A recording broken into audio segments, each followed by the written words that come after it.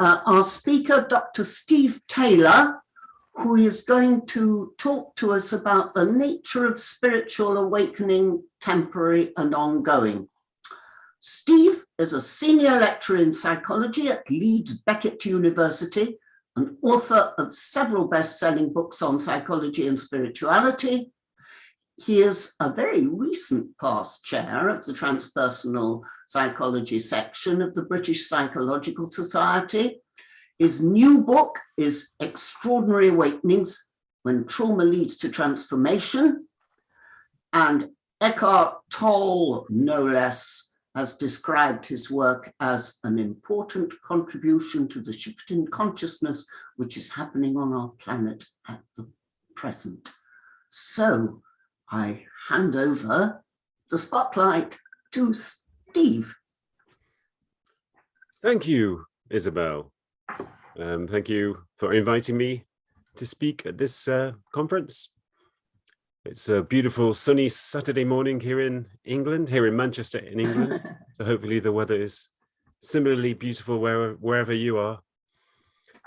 I'd actually like to begin by reading a poem. I write poetry, and this is a poem which is an attempt to describe the initial stage of spiritual awakening and how difficult that can sometimes be and how confusing and how spiritual awakening can sometimes emerge from that confusion and frustration and depression.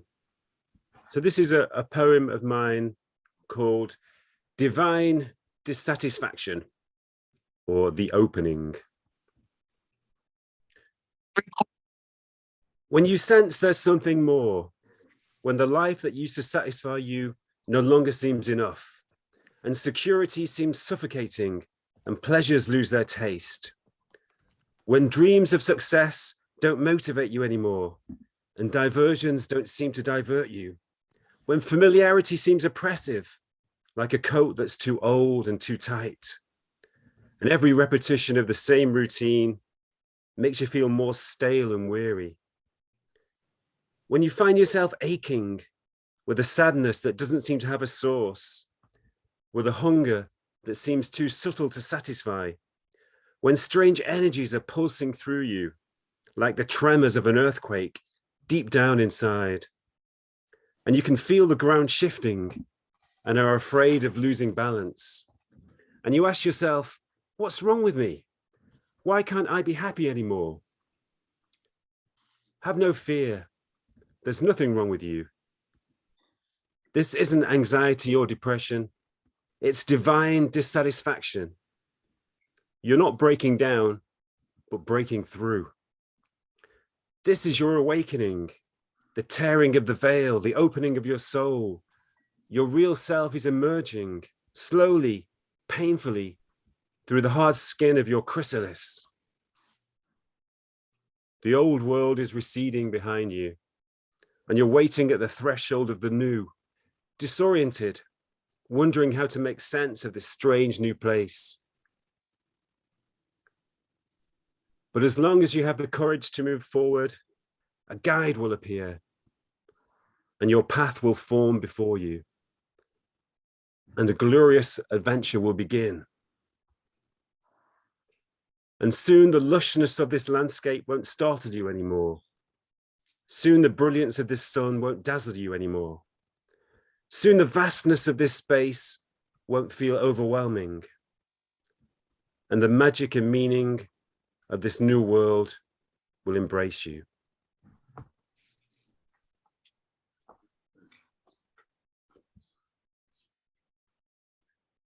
In a way, that poem describes my own experience of spiritual awakening.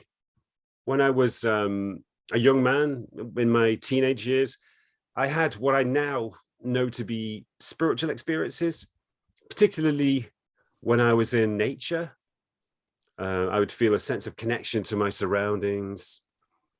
I'd feel that the trees and the sky and the fields and the moon and the stars were somehow alive, sentient beings, and I was connected to them. And I felt a sense of being uplifted, a sense of being taken beyond my everyday problems. But at the time, I didn't understand those experiences. And I thought there was probably something wrong with me because I was so different to the people around me. And it actually made me feel more depressed and alienated. And I knew that I couldn't talk about these experiences. So I thought if I tell my parents about them, they'll send me to see a psychiatrist. So I didn't tell anybody about them. And I wondered, why do these experiences occur? Most of the time when I was an adolescent, I was quite depressed and alienated, but every so often I would have these experiences when I was in nature, and I'd be filled with a sense of meaning and harmony. And I thought, what's going on? Why do these experiences occur? And I wanted to find out how common they are in other people. I wanted to find out whether other people had those experiences. And that was one of the reasons why eventually I became a transpersonal psychologist, because I wanted to study these experiences. Unfortunately, by the time I was in my early 20s, I'd begun to understand my own experiences to some degree. I'd become aware of the world of spirituality and mysticism, and I recognized that I was having spiritual or mystical experiences of some form. So I began to realize I wasn't actually crazy after all. Or, there were lots of people who had similar experiences, so I wasn't alone.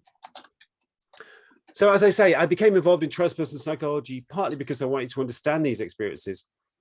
And this morning, I'm going to share some of my research with you, particularly the research I've been doing over the past 2 or 3 years into a phenomenon which I call transformation through turmoil, which is when intense psychological turmoil gives rise to spiritual awakening.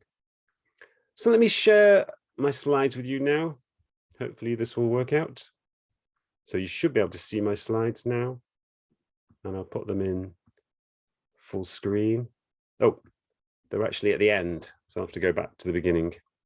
So you have a brief preview. Hopefully you were able to take all that information in.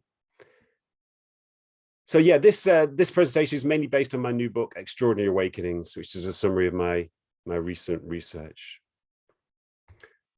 But I'd like to begin by asking you a question. And you can answer this in the chat box, or you can just, answer it in your own mind.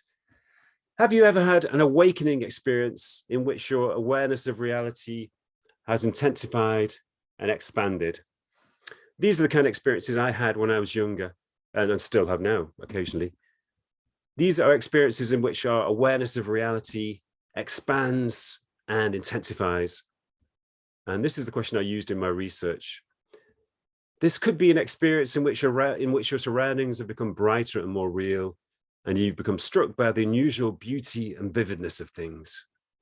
Perhaps you felt a sense of connection to them and a sense of well-being inside you. Perhaps you felt a sense of harmony and meaning pervade the world, and a sense that all things are one, that you are part of this oneness. The experience may have left you with a sense that life is more meaningful. So have you ever had that type of experience? And also, if you have had that type of experience, maybe you could reflect on what was the situation when it occurred. Did it occur when you were meditating, or when you were in the countryside? Did it occur when you took some psychedelic substances? Did it occur when you were doing yoga? So maybe you could even make a note in the chat box. What was the situation when this experience occurred?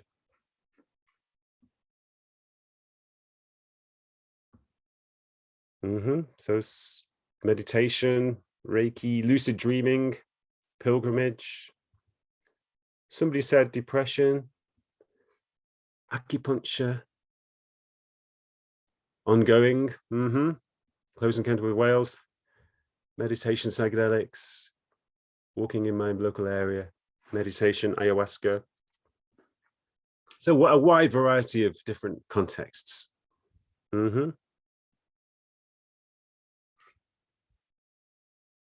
Excellent. One of the things I wanted to do in my research was to understand the different contexts and situations in which these experiences occurred.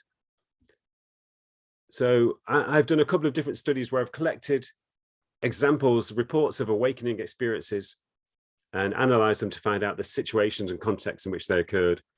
And I'll share my findings with you from my latest research, my latest study. People are still coming in. Some comments are still coming in: trauma, mania, and depression. Connecting with people.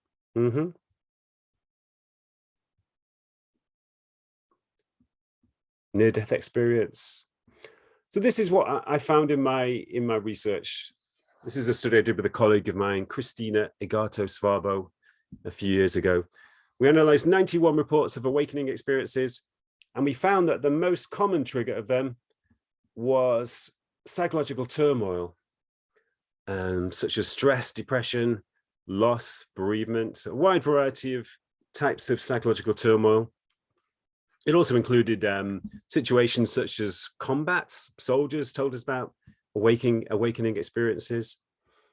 Any situation of intense turmoil could give rise to awakening experiences. Contact with nature was also a common trigger, 23 out of 91. Some experiences have had more than one trigger. One common mixed trigger was contact with nature in combination with psychological turmoil. People who were in a state of depression or stress and then went into the countryside, and then they would have an awakening experience. And we were surprised that spiritual practice was only a trigger in 21 out of the 91 experiences, which seems surprising because these experiences are often associated with spiritual practice. They're often associated with spirituality. But we found that they often occur outside the context of spirituality, in the midst of everyday life. But certainly we were surprised at the frequency of psychological turmoil as a trigger of these experiences. We were also surprised that psychedelics only featured as in a very small number of cases, but that's probably because this was a study amongst the general population. And amongst the general population, not many people have experimented with psychedelics. But one interesting thing we found, and I've always found this in my research, is that some people didn't just report a temporary experience. These experiences are usually temporary. They last for a few seconds, maybe a few minutes, maybe a few hours. Let me just give you a typical example, actually. This was a temporary awakening experience, which was given me by a woman who was suffering from depression. She was actually in hospital recovering following a suicide attempt. And she woke up one morning in the hospital and there was a marble on her bedside table, which is why I have included the marble here in the picture.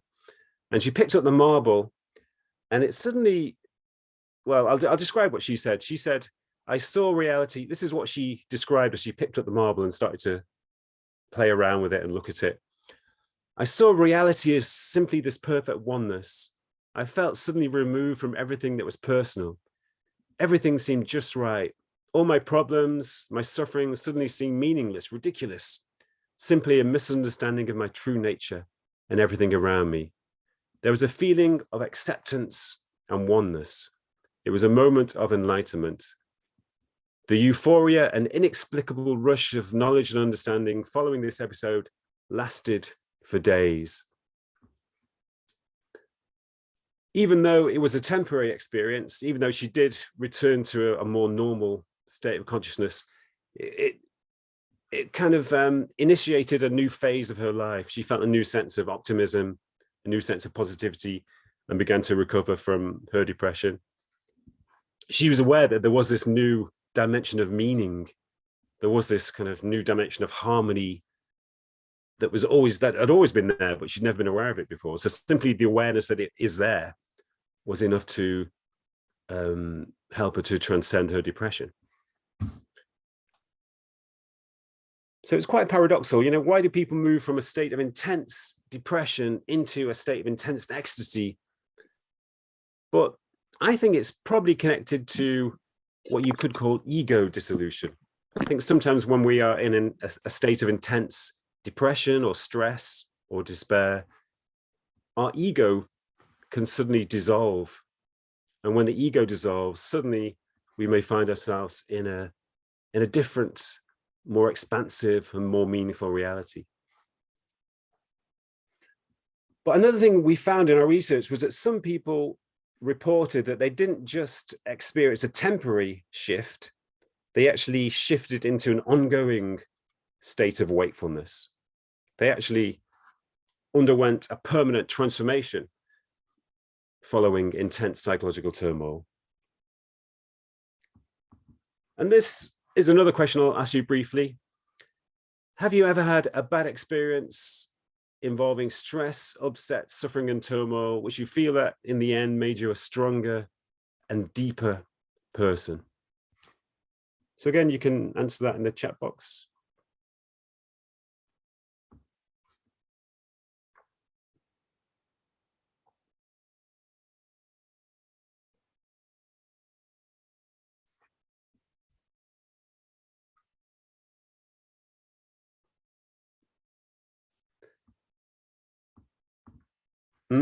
Yeah, so many people are responding affirmatively. People mentioning bereavement, despair, many times.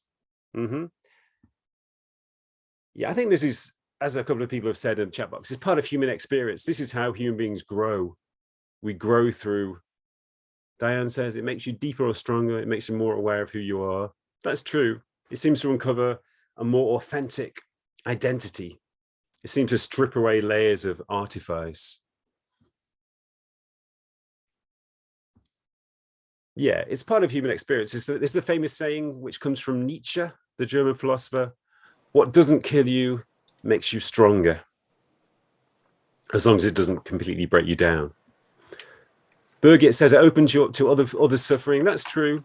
Yeah, it seems to break down the barriers between us and other people, and to make us more empathic. And you may know that in mainstream psychology, this is the concept of post-traumatic growth, which has become a very well-researched area in psychology over the past few years, probably over the past 25 years now. And it's the concept that trauma has positive effects which transcend simple adjustment and coping. And it's related to areas such as personal growth, feeling that you are stronger and more resilient and more confident, more competent. Relating to others, so stronger, more authentic, more intimate relationships. Appreciation for life. That means no longer taking things for granted, being more aware of the value of things in your life, including the people in your life. A sense that new possibilities are opening up, a sense that you are more free to explore opportunities and to take on challenges. And spiritual change. A lot of people following trauma become more interested in spirituality or religion. They become more philosophical. They're interested in finding the meaning and the purpose of life. And again, it doesn't really matter what the type of trauma is. All types of trauma can give rise to post-traumatic growth. And research shows that it's surprisingly common that between a third and a half of all people who go through any type of trauma will experience some degree of post-traumatic growth, even if it sometimes takes years to manifest itself. But in my research, I found that there was a phenomenon which I call transformation through turmoil.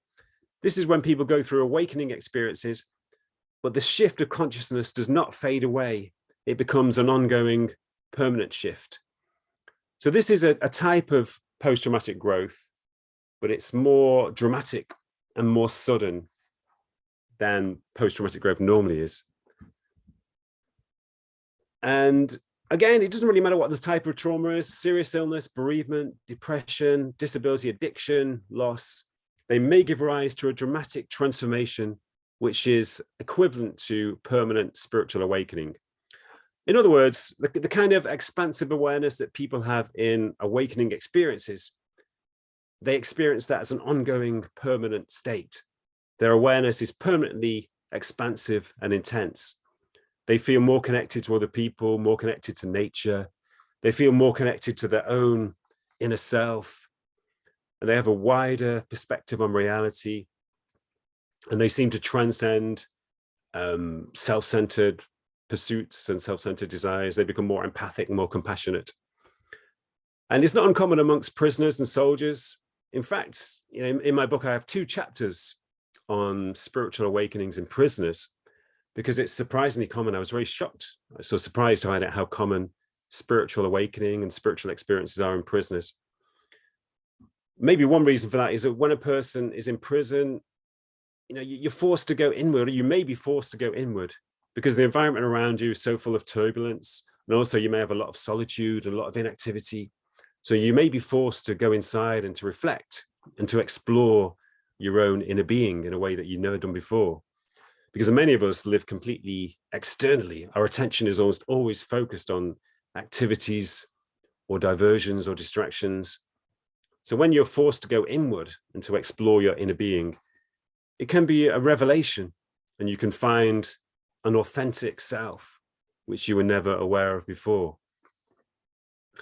I also came upon a phenomenon called addiction release, which is when people who've been addicts for many years and who've gradually lost everything due to their addiction, they've slowly lost their sense of identity, their sense of self-esteem, they've broken down their relationships, they've lost their status and any success, they've lost their possessions, they've let go of ambitions, they've let go of everything due to their addiction.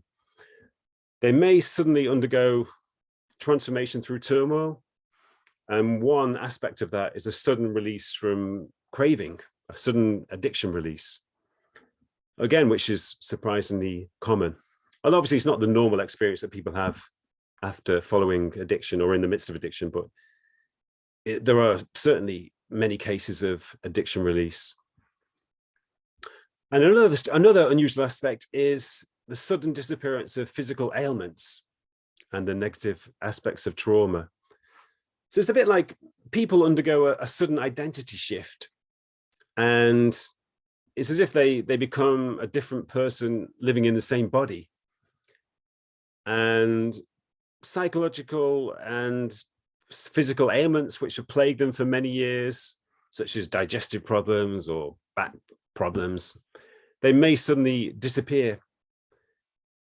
I guess that's because a lot of illnesses are psychosomatic to some degree. And if you undergo a shift of identity, you let go of the psychosomatic conditions which may give rise to those ailments. Let me give you a couple of examples. One person described as being 2 people. There's a before and after. Another person described moving up to another level of awareness, which I know is going to stay with me. It's like the transformation a caterpillar goes through during the chrysalis stage before emerging as a butterfly. And let me introduce you to a lady called Irene, who was diagnosed with cancer when she was 42 years old. And she was a successful professional person. She was, I think she was an IT manager for a pharmaceutical company. And she underwent a transformation straight away after being diagnosed with cancer. She was told that she may only have 6 to 12 months left to live. And this is how she described it straight after she was diagnosed with cancer. She said, "It was the first time I'd seen death as a reality and realized that life is just temporary. The following day, I woke up and thought, I'm just so lucky to be alive, that I'm still here. The air was so clean and fresh, and everything I looked at seemed so vibrant and vivid. The trees were so green, and everything was so alive.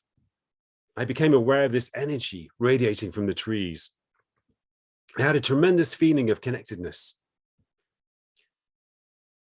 Like a lot of people who go through this shift, she thought that it was probably a temporary experience which would fade away, but it became an ongoing state. She said it de-intensified a little bit, but it stabilized at a slightly lower level of intensity and became a normal experience.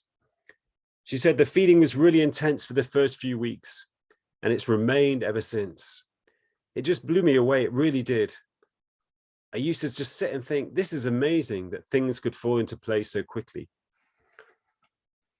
Fortunately, as you may have guessed, her cancer went into remission, but she retained, even though the cancer was in remission, she retained this heightened state of appreciation, this heightened state of connectedness, this feeling of deep well-being, and this awareness of energy around her. And it really was an awakening. It was as if sort of a veil had fallen away and she was living in this more intense and more expansive reality, which is essentially what spiritual awakening is.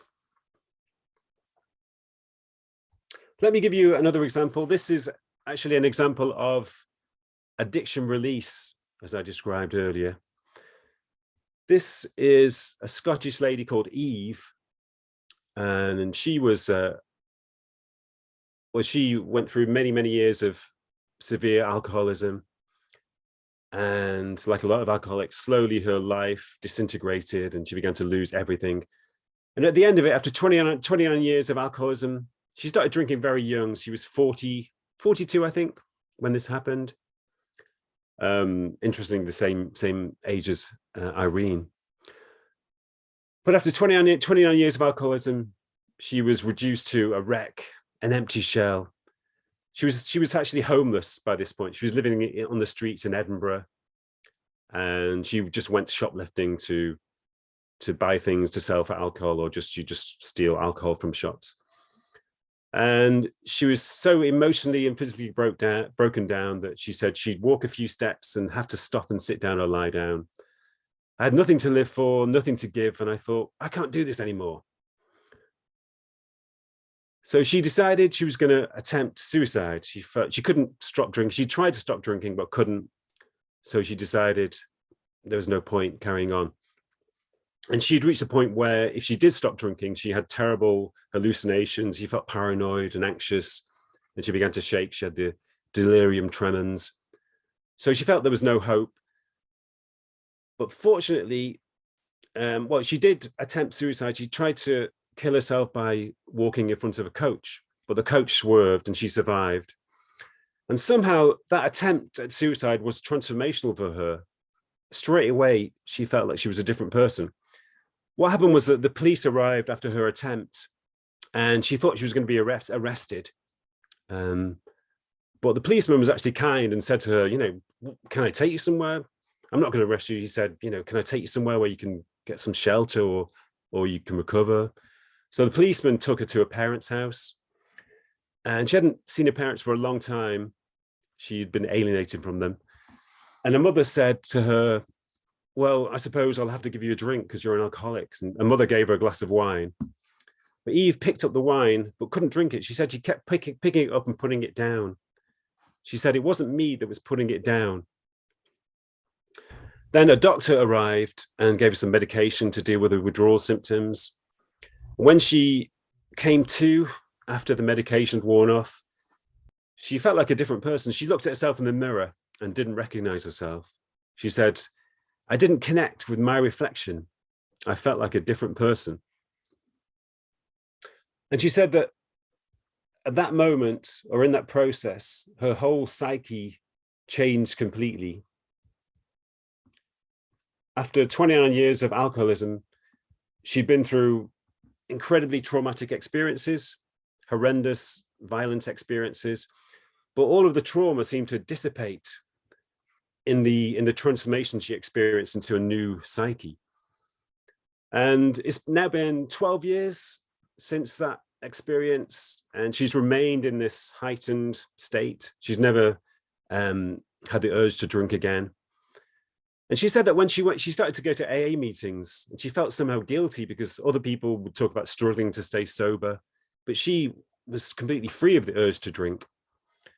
And at the AA meetings, they told her that she'd had a spiritual awakening. She had no idea what that meant. But as she began to understand more about it, she realized that was the case. And in the AA meetings, they also told her that she was on a pink cloud and it wouldn't last for a long time. But it did. It became her normal state, which she still experiences now. So Eve is you can see two photos of her then. The picture on the right is right after her transformation, right after she'd been homeless and just after she'd stopped drinking after attempting suicide. So you can kind of see the new well-being on her face, even though she looks a bit, in physically poor shape. And the picture on the left is Eve as she is now. So that's a remarkable example of transformation through turmoil. But one of the interesting other aspects about these experiences is that although some people undergo a fairly smooth transformation into their new state, and I think Irene and Eve both underwent fairly smooth transformations, some people undergo a challenging transformation, a challenging transition, particularly when the transformation occurs very suddenly and dramatically. There may be some instability, both psychological and physical.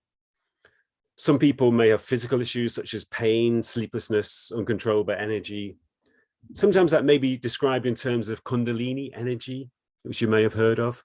It seems as though there's a restless energy pervading your body, and it makes it difficult to relax or to sleep. There may be difficulties with social interaction and working. And that part of that is because, you've taken on a new identity.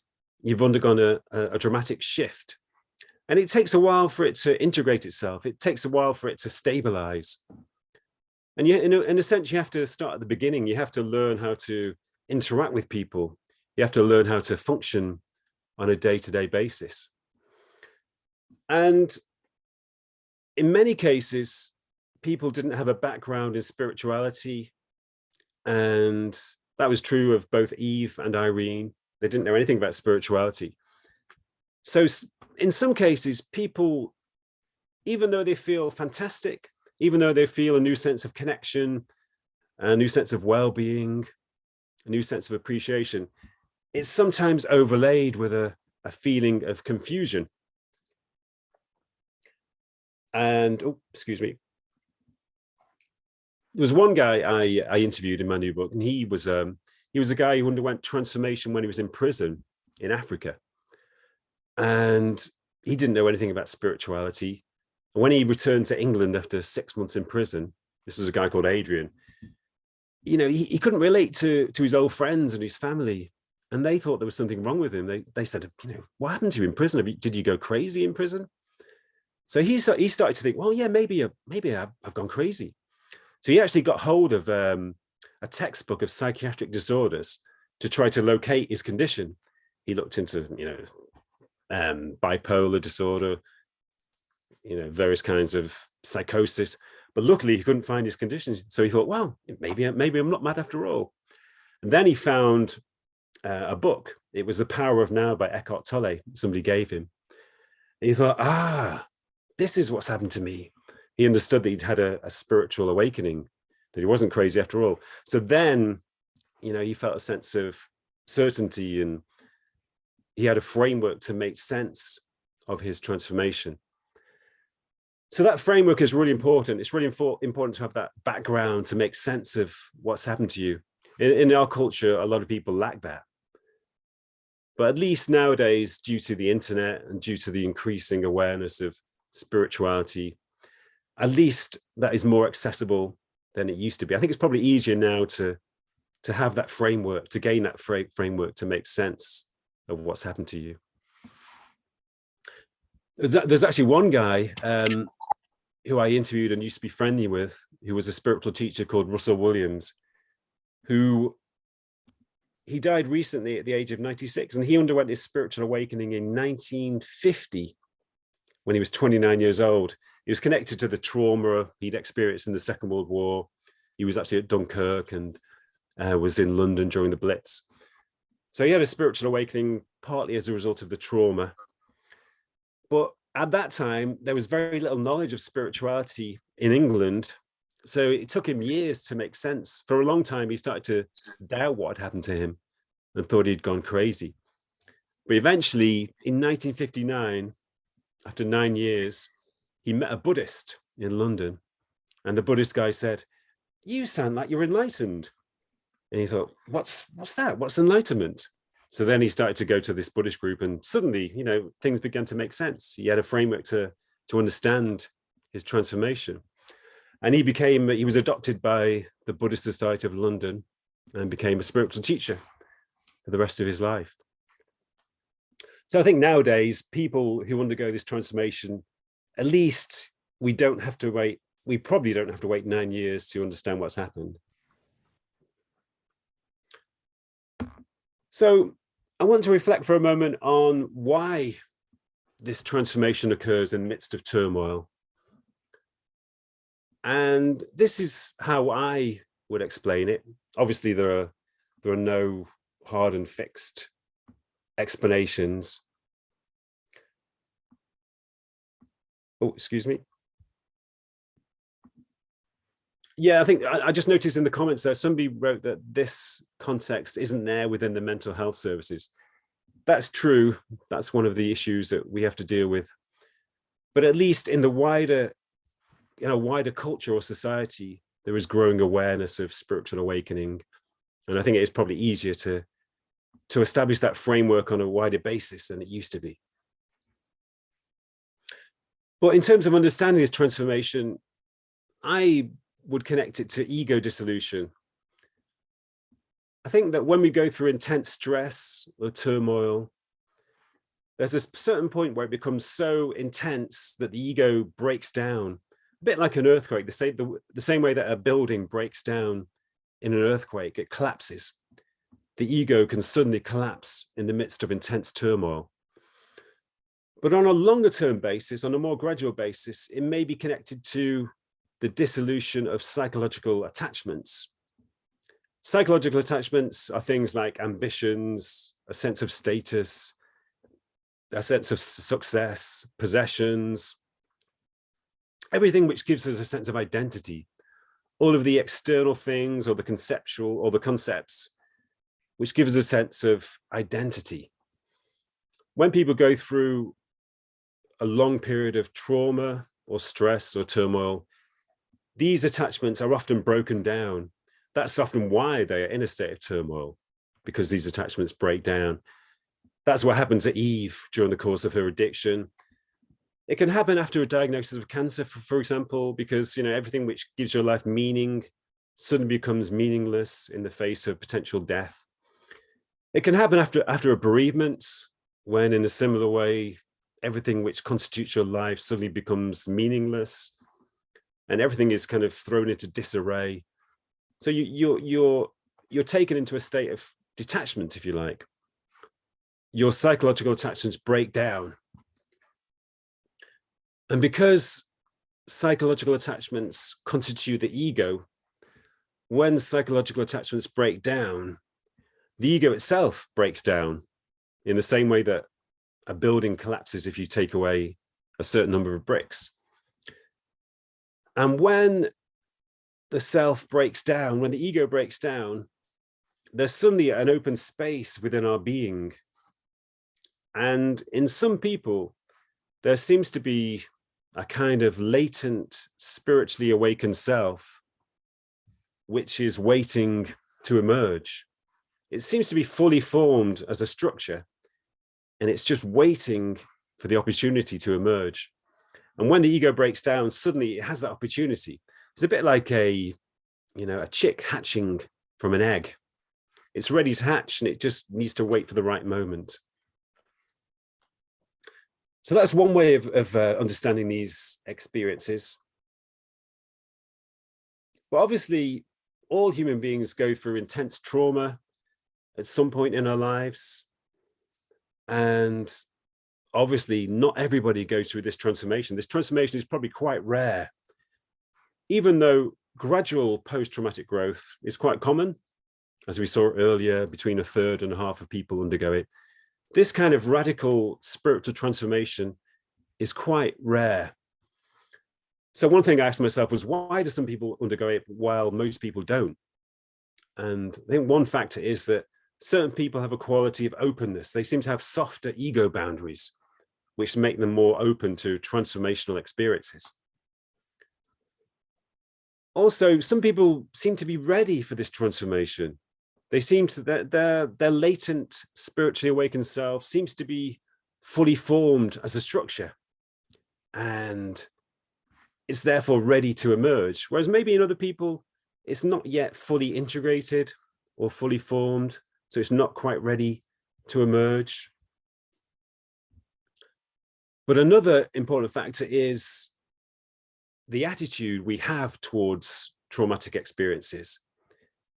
I found that people who underwent this shift, they would approach their experiences with an attitude of acknowledgement and acceptance. So rather than diverting themselves from the reality of their predicament, they would acknowledge or face up to the reality and accept it. They would open themselves to the reality of their predicament. In fact, a lot of people could identify a certain moment when they accepted their situation, when they shifted into a mode of acceptance. And that was often the point when transformation took place. One example was an alcoholic who underwent transformation at the moment when he handed over his problem as a part of the AA process. Suddenly handing over his problem was a moment of surrender, a moment of letting go, a moment of acceptance. There was another guy interviewed who had become disabled following an accident. He'd become paraplegic, and he was in a mood of bitterness for many years. Well, actually, about 18 months. After 18 months of bitterness and depression and frustration, he heard a voice inside his head say, "What are you doing? Why are you holding on? Just let go." And he actually had a background in spirituality, so he knew what it meant to, to let go and to surrender. So he heard this voice inside his head, and he made a mental effort, a mental intention just to let go, just to release, to surrender. And at that moment, he let go of his bitterness and depression and faced his situation with in a new mode of acceptance. And he shifted into an ongoing state of well-being. He became aware of beauty around him that he never sensed before. He became aware of a sense of connection to other human beings and to nature that he'd never experienced before. So acceptance is certainly one of the most important qualities in accessing the transformational potential of traumatic situations. Acceptance is certainly one of the triggers of transformation through turmoil.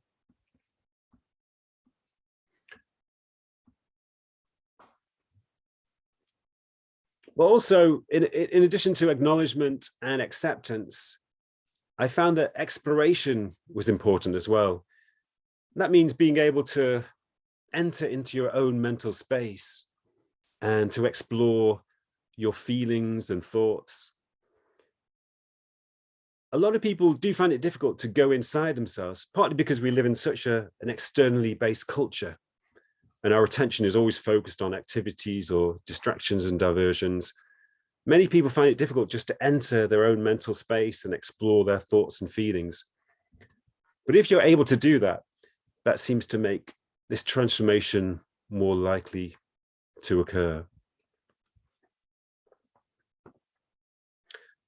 So just before I finish, I'd like to focus on acceptance for a moment, because acceptance, it is one of the most important qualities, not just in transformational experiences, but also in human life. Every area of our life can be transformed in a mode of acceptance. And I often think there is a lot of transformational potential in all kinds of situations, all kinds of challenges and crises that we go through. And the reason we don't access that potential is because we resist the reality of the situation. We place a barrier or boundary between ourselves and the situation. So I'd just like to finish with a short meditation on acceptance, if that's okay with you. I'll just begin by reading a poem of mine called The Alchemy of Acceptance. And then I'll lead you through a short exercise on acceptance. So let me read The Alchemy of Acceptance.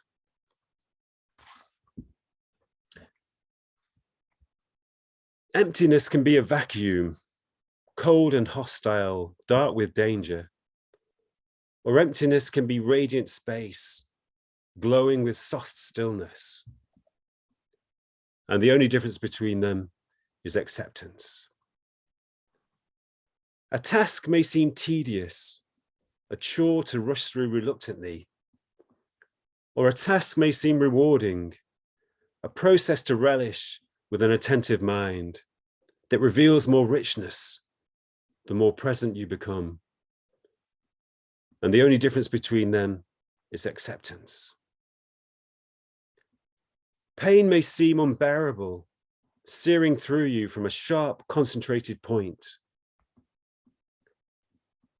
Or pain can be a sensation that you can move toward and merge with, that no longer has a center, that dissipates through your being until it becomes soft and numb, no longer pain at all. And the only difference between them is acceptance. Trauma can break you down to nothing, destroy the identity you spent your whole life building up, like an earthquake that leaves you in ruins. Or trauma can transform you, break open new depths and heights of your being, give rise to a greater structure, a miraculous new self. And the only difference between them is acceptance. Life can be frustrating, full of obstacles, with desires for a different life constantly disturbing your mind. Or life can be fulfilling, full of opportunities, with a constant flow of gratitude for the gifts you have. And the only difference between them is acceptance.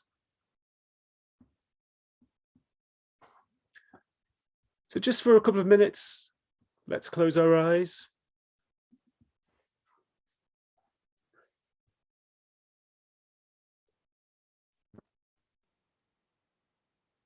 Let's bring our attention into our inner space, into our consciousness.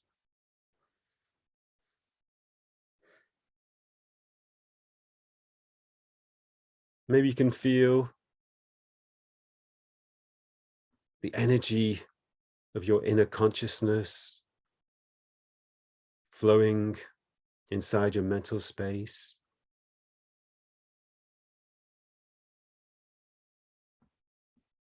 Maybe you can feel or sense thoughts passing by, but just allow them to flow by and center your attention on that energy of your consciousness.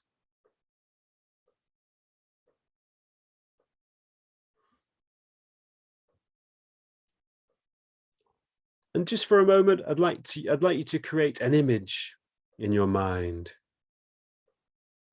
I'd like you to imagine that you're standing at the top or near the top of a mountain with a landscape stretching around you and beneath you.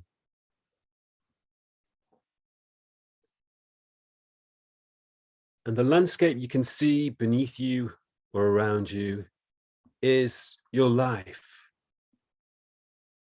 Imagine that everything which constitutes your life is spread out on this landscape. All the people in your life, all the tasks and chores and roles that you play in your life, your future, your past, everything which constitutes your life is spread out beneath you on this landscape.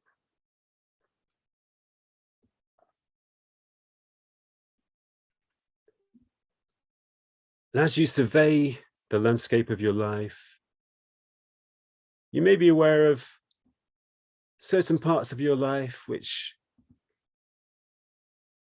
to which you feel some resistance or discomfort, whether it's people or certain roles or tasks you have to perform. Just be aware of that resistance.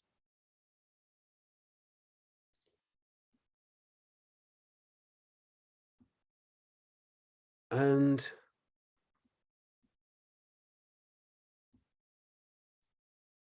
let's open ourselves to every aspect of our lives in a mode of acceptance, allowing any resistance to fade away.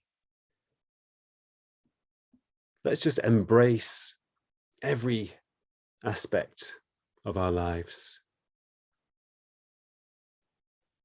as if we're opening our being fully and wholly to everything which constitutes our lives.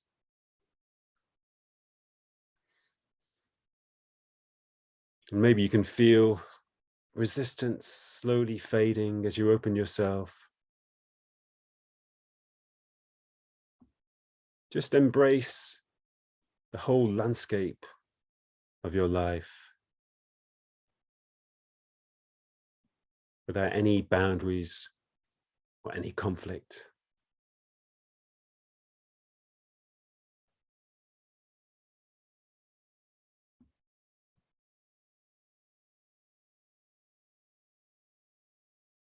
Shifting into a mode of acceptance.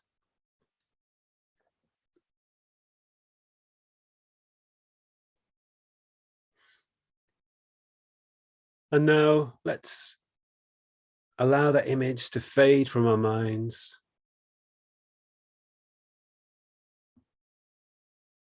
Let's bring our attention back to our inner space without any images.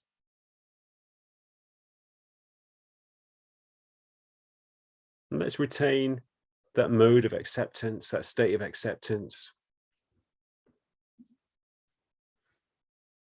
And let's slowly open our eyes again.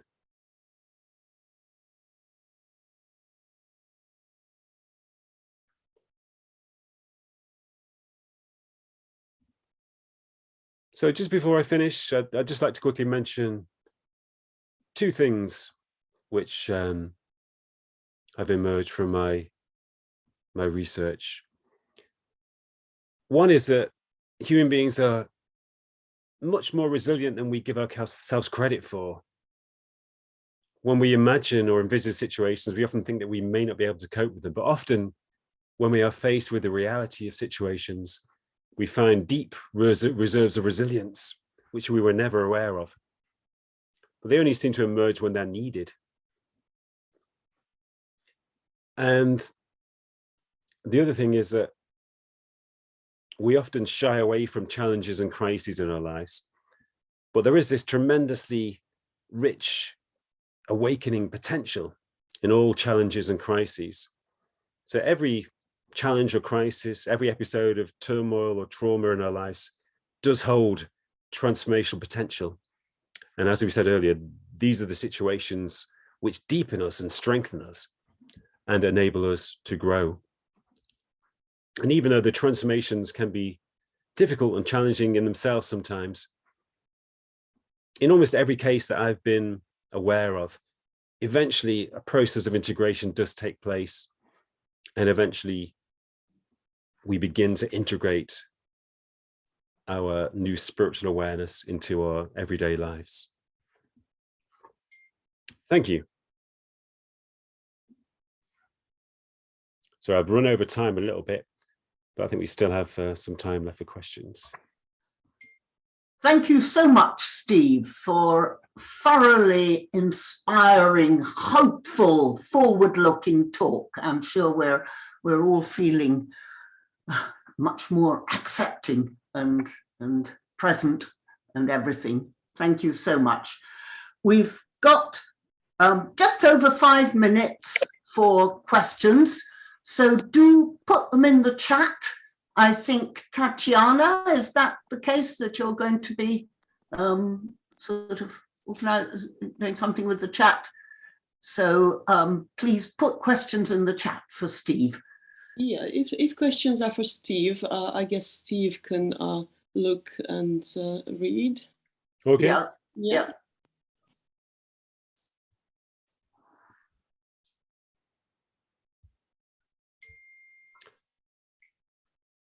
I think you've stunned everybody.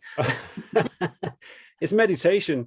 When people's minds are empty after a meditation, they can't think of questions. Yeah. Yeah. We've got one there.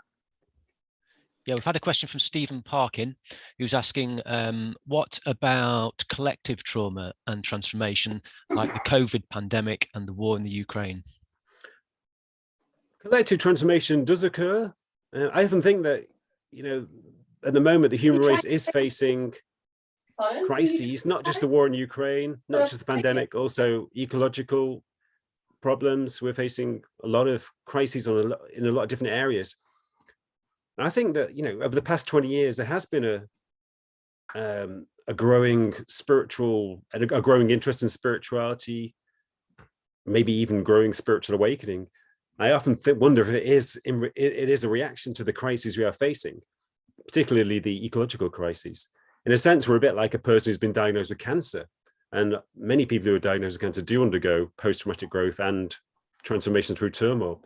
So I wouldn't be surprised if we are experiencing that collectively, including in relation to the pandemic, and possibly, although it's too soon to tell, in relation to the war in Ukraine.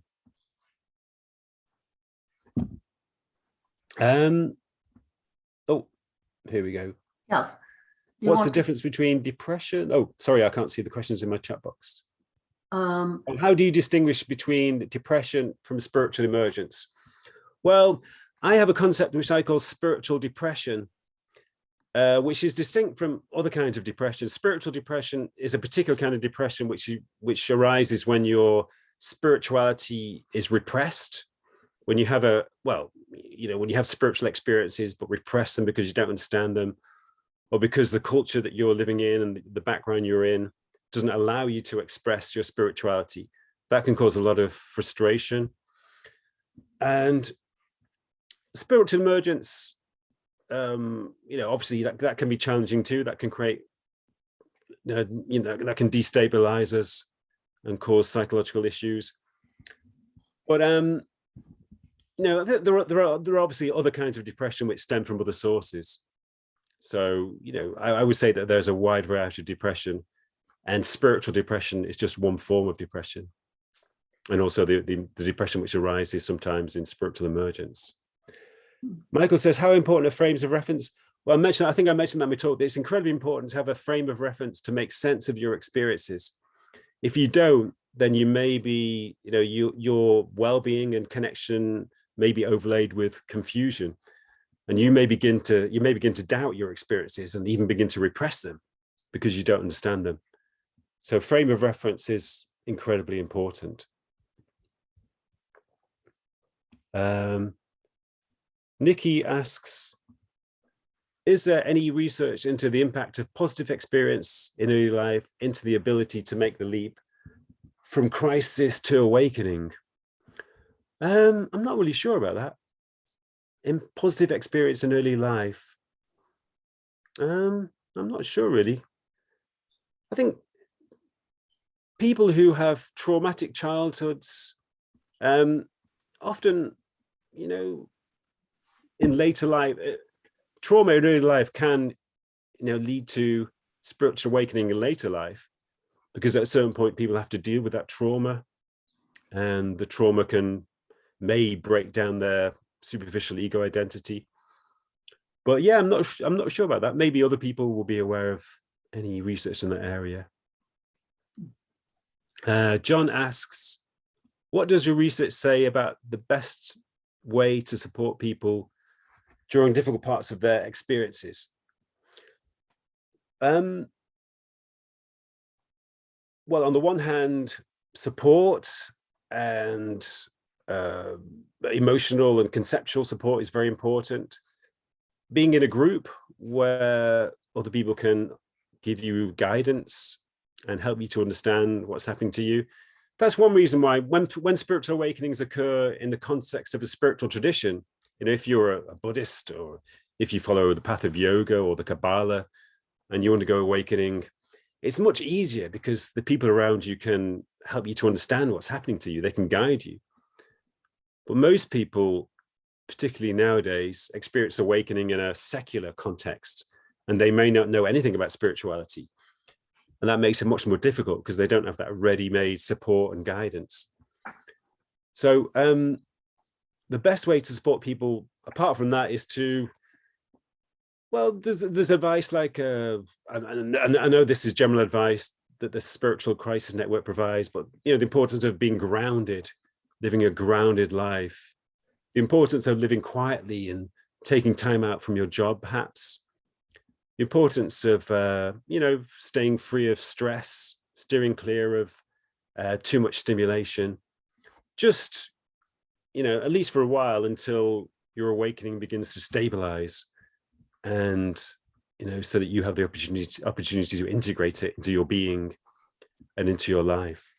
Hi, Steve. Hi. Sorry to break into the flow, but it's my job to kind of hold the timing at this point. I think everybody we are going to have more time for Q&A after the panel discussion and sort of opening the thing out. So hang on to your questions, folks. There'll be plenty more time to ask them during the day. We've slotted in a 10-minute break because I think at this point in time, people will need a 10-minute break. And we'd like to come back with the panel discussion at 11:25. So once again, thank you so much for all your wisdom and thoughts and all the rest of it, and your research. And I'll say, see everybody in 10 minutes. Have a good break. Yep. Thank you as well. Thank you, everybody. Bye. Bye.